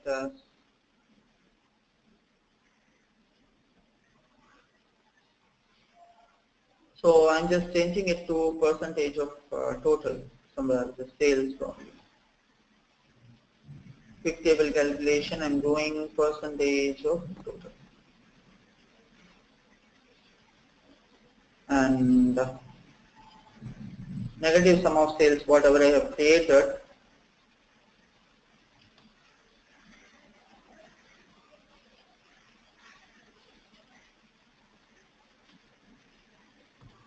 Okay. So, friends, what I'm doing here is just creating a type kind of funnel kind of type here. If you just see here, this is something, this is like looking like a funnel there. So this is my outermost portion of my funnel. So within that funnel, the lowest contributors have been my home office.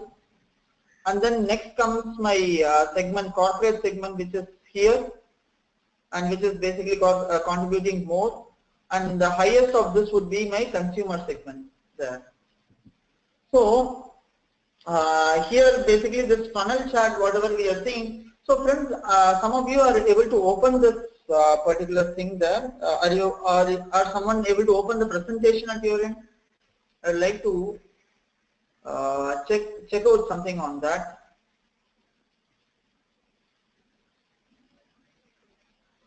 Can I make you the presenter then? Yeah. So Jayashree, I'm just making you as a presenter. I would like to see the presentation there. So, I'll be sharing this presentation from Jayashree's screen. So as this is not getting opened at my side, I'm just making Jayashree as presenter.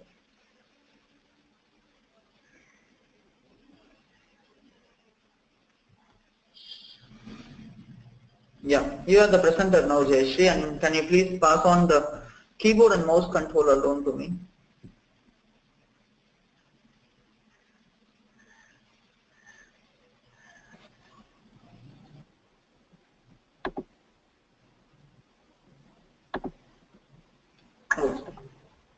Okay, so this is how, thank you, Jayesh.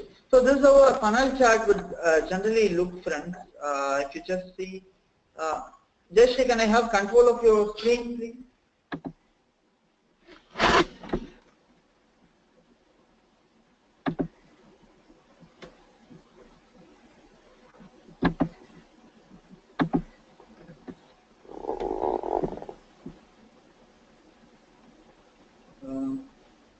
You have it now? Or? No, I don't have control.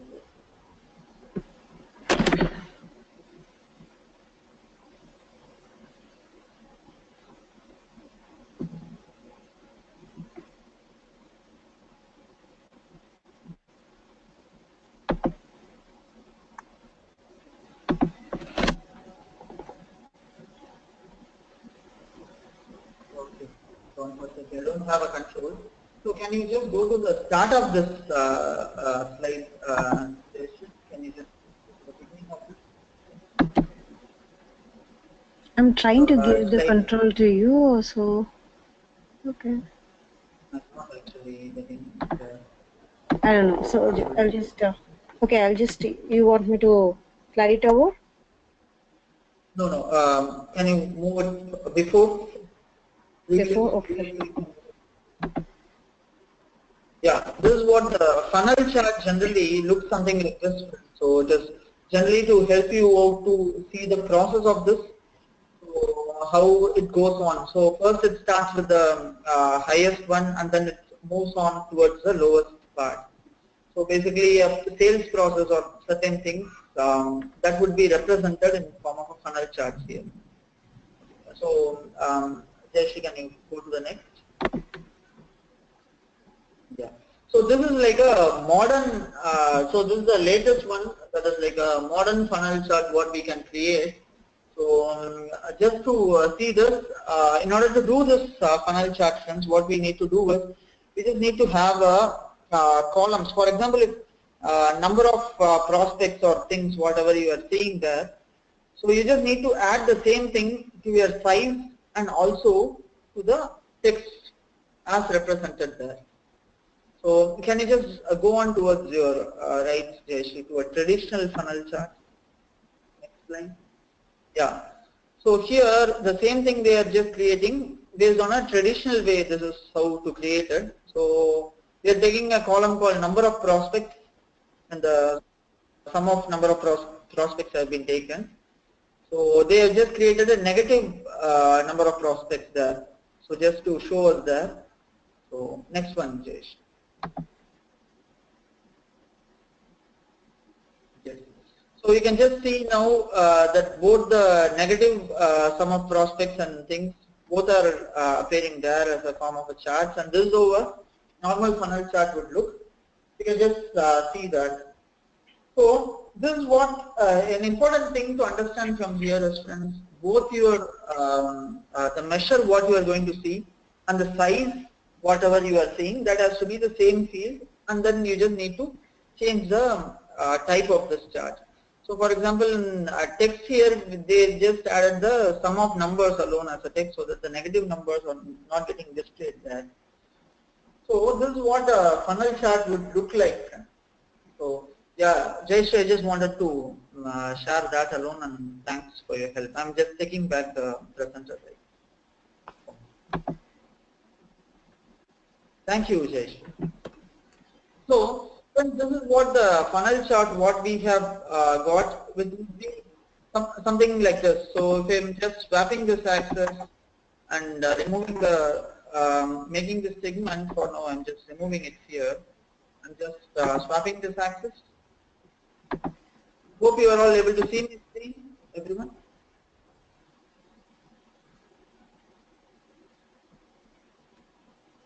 Okay. So this was the initial view of this. So for example, if you are seeing it by various segments here, so how each and every segments are performing here, you can just see that. So you can just see that sum of sales of those segments appearing there. And the negative has to come first and then the positive. And I'm just making it as an entire view. And you see now, this is the traditional way of creating a funnel chart, friends. So you can just see that it's now looking like a proper funnel there. In the text value alone, you just have the sales, whatever sales that you are having, you just drag the sales, drop it in the label sheet. So after you are just dropping it, you will be able to see. For home office, this is the sales, and for this is the sales, and this is how it is. So in order to just create this view of funnel, we are just making use of this negative sum of sales. So first the negative one has to be there, next the positive. If you are just turning it the other way around, friends, what happens is generally it will not work. It will not look like a funnel. So you just need to have this first, the negative sum of sales first, and then it has to be the positive sum of sales.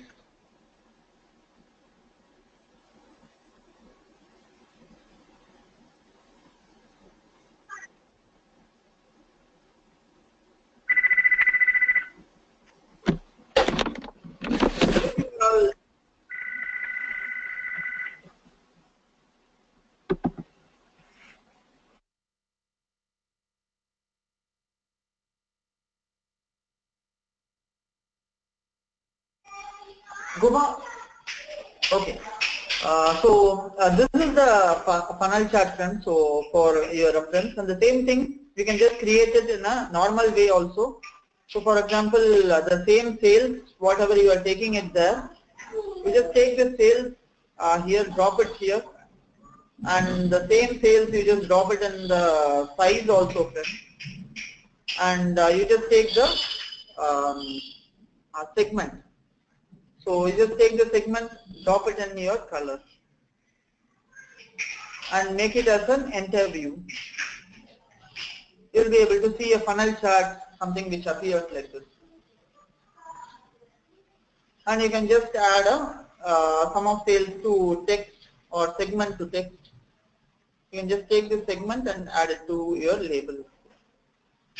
So this is like the other way of creating the same funnel chart. It's very easy. The only thing is you just need to make sure that the measure, whatever you are seeing, has to be there in the size and also on the rows.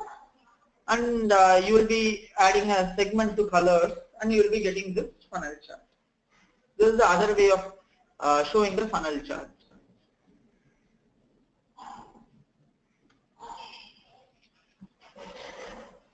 So you can just see that you can represent your sales process or kind of stuff here using the funnel chart, and it can create some values and visualizations and add some value to you.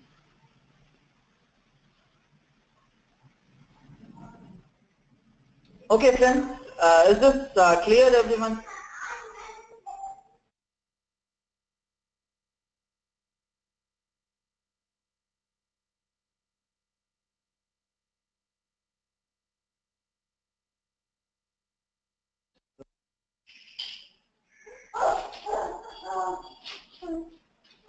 Okay, friends. So I think as I have to take you the control chart and the others alone. So I think we'll just continue that tomorrow, and we'll see on this control chart. I think that is the only thing which is left over. So I'll show you this control chart and how to create those control charts, and we will go on with our module number 10 tomorrow.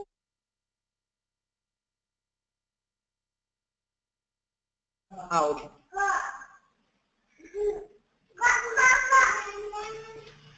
Okay, friends, then so if you have any other questions, please let me know. We'll just see that now. Do you have any other questions, friends? If not, like we will stop the session for today, and we will continue tomorrow again.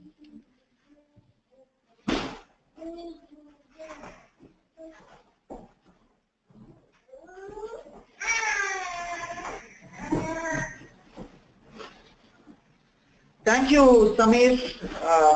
Thank you, Jayashree, Sagar, Manikandan, Lokita, Kalpana. Thank you, everyone. So let's all continue again tomorrow. So for any questions, you can just drop me a mail. We'll see those.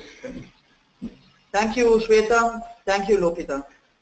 See you all. You all have a great day there. Thank you, friends. Bye-bye.